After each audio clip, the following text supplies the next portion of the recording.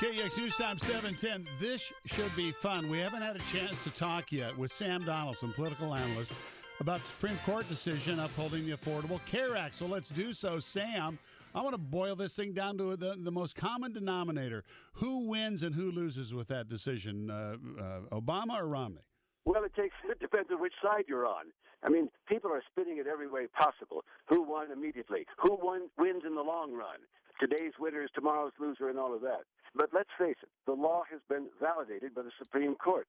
Now, unless it's overturned by Congress and a Republican president, it's on the books and it's going to stay there.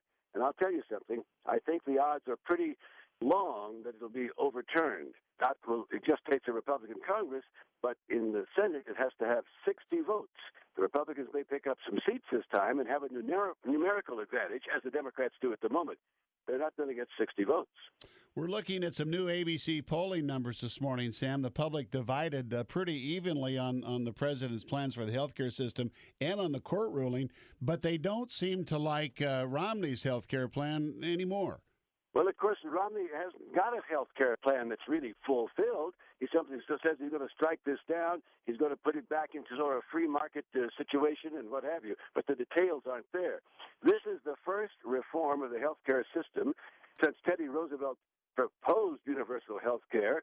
President Teddy Roosevelt did. And to think that somehow it can just be erased and we can go back to square one and the next day we'll have a great health care plan is fool's errand. That's not going to happen. That's why I say this is going to stay on the books and probably, let's hope, will be changed, will be modified, will be corrected, will be improved. But to strike it down completely, I think, is not in the offing.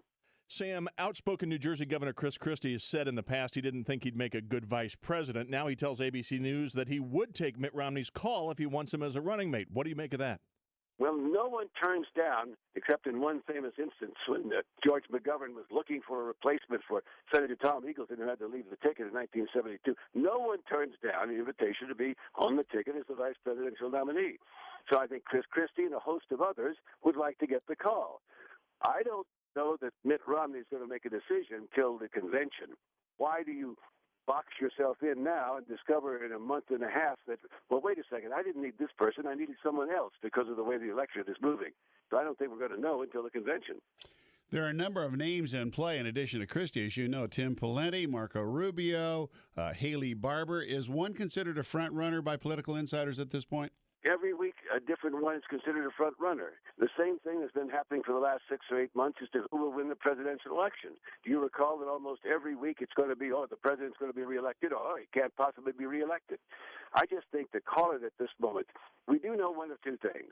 I think the nominee, Mitt Romney, will decide either to buttress his conservative credentials by putting on someone the conservatives love. They've never really loved him. Or he goes after the Hispanic vote, the Latino vote.